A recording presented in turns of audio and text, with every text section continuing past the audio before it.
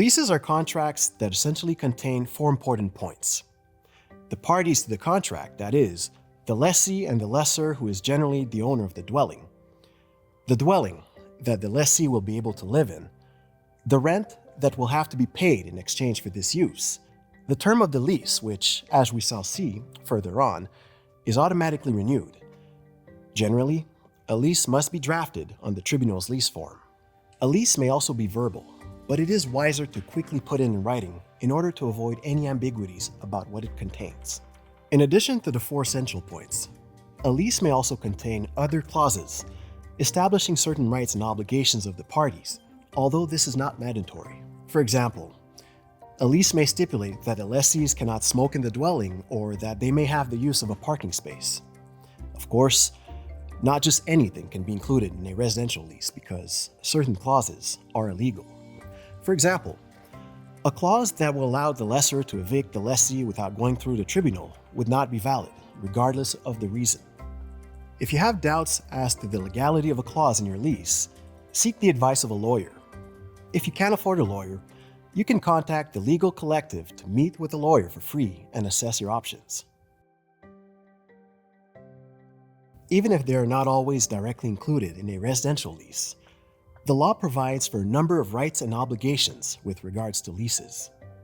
The most important obligation of the lessee, of course, is to pay the rent on time because if it is not met, the consequences are serious. As soon as the lessee is more than 3 weeks late in paying the rent, the lessor may file with the tribunal to have the lease resiliated and the lessee evicted. The lessee is also obligated to keep the dwelling in clean condition, to use it with care, and to behave respectfully towards other lessees in the building and towards the lessor. On the other hand, the lessee's most important right is the right to maintain occupancy. This right implies that the lessor cannot unilaterally terminate the lease unless a judge of the tribunal so orders. It is by virtue of this right that the lease is automatically renewed, regardless of its term. Lessees also have the right to live in a sanitary dwelling that is in good state of repair. They have the right to be respected by the other lessees in the building as well as by the lessor. This brings us to the lessor's rights and obligations. The lessor's primary obligation is to provide a sanitary dwelling that is in a good state of repair.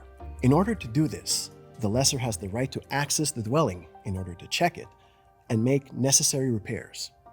Lessors are also obligated to treat lessees with respect and to act quickly if a lessee brings to their attention any disrespectful behavior from the other lessees. Finally, lessors have the rights to ask for an increase in rent every year if they do so in the manner prescribed by law. Disputes between a lessor and a lessee generally arise when one or more of these rights or obligations are not respected. The next clip will look at possible solutions for settling disputes.